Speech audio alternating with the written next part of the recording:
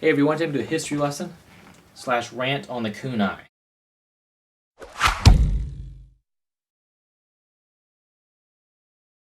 I'm going to be referencing Daniel Fletcher's book, Japanese Throwing Weapons. It's about 130 pages long. It's got a DVD in it, great source.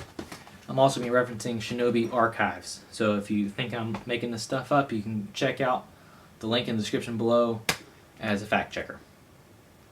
There are 3 different types of kunai. First being the antiques you see from feudal Japan, which I'll show you in this book in a minute.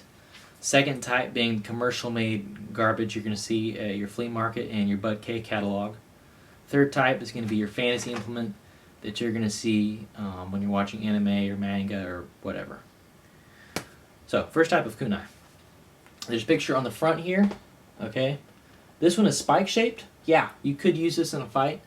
More than likely, this was used to poke holes in hard ground and drop seeds into, and maybe small utility stuff. All right, and these guys right here have a spade shape. All right, it seems like every week or so somebody's telling me, oh, the kunais aren't meant to be thrown; they're meant to be shovels, and that's right. People have been turning shovels into weapons since biblical times. I actually put a reference to that right here, in case you're curious. And I want you to take a look at these holes real quick. You wouldn't be able to fit your fingers through those. The hole is there at most for retention. All right, so when you're shoveling or even fighting, you have a lanyard there on your wrist. These were not used to put tassels in. Okay, if you were to put a tassel in that and throw it, you're not going to get very good results at all, especially something this big. If you tie a ribbon on the end of this big spade, it's going to nosedive, which is inevitable when you're throwing something that big. Okay. Somebody's going to say, oh, well, it's for a rope dart. Well, here's the problem with that. Rope dart is Chinese, okay? It's used by the wushu guys to entertain tourists. All right, in feudal Japan, where everybody's got a katana, they would just cut the stupid rope dart in half. Okay? Now, this isn't a Japanese throwing weapon book, but the book goes on to explain the word shuriken. The shuriken is a steel throwing weapon. Okay? Kunai are not considered shuriken because they weren't throwing weapons, they were spades. At best used as fighting knives, not throwing implements. Okay? The bow shuriken is a great throwing implement. Why would you mess around with a shovel? Okay? If you're really that desperate to the point where you're taking your shovels and your spades and turning them into weapons, you're probably not going to be throwing them. Okay? And it says here, kunai are not shuriken. There's no records of anybody like throwing these in combat. It's total myth. And where does that myth come from? The people selling commercial-made throwing knives, okay? They took this kunai, which actually did exist, and they've kind of perverted it to sell 6-inch junky knives that people buy because they don't know any better, okay? There's 2 ones on the market I would actually buy. First is made by Flying Steel, okay? It's handmade, and it's made for throwing.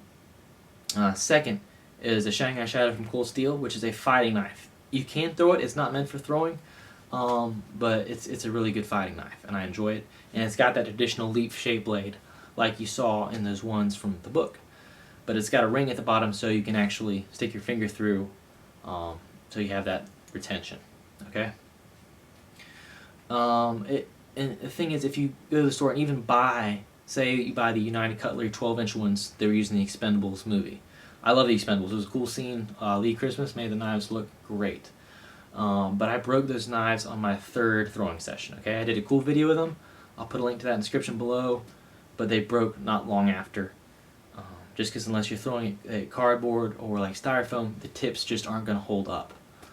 Okay? And when I did those videos, kind of displaying the kunai techniques that I was using, somebody would say, oh, well, you got to put the ring on each finger and then throw it in a clawing motion and they'll all fly point first. Okay? That was actually kind of entertaining. But yeah, commercial-made kunai that you buy at your flea market, they're 6 inches, 9 inches, even 10 inches, are too small, too light to be able to be an effective throwing knife. Okay? It's not something you want to learn with. Learn with something larger and heavier. Okay? Third type. Finally, the fantasy anime, alright, kunai that has the diamond shaped and is like 3-dimensional. It's like a 3-dimensional diamond. It's shaped like this. And realistically, it's not an aerodynamic weapon. When they fly no spin in the TV show, it defies physics. It's a total joke. So hope you enjoyed this video. I'm sure I probably hurt somebody's feelings. But hey, it is what it is. So thanks for watching, and hopefully I'm going to, this Disabled Week, I'm going to film some throwing with me actually demonstrating how bad tassels and ribbons and junk like that on the end of your knife actually is for the flight pattern. I might get it to work. We'll see. Either way, thanks for watching.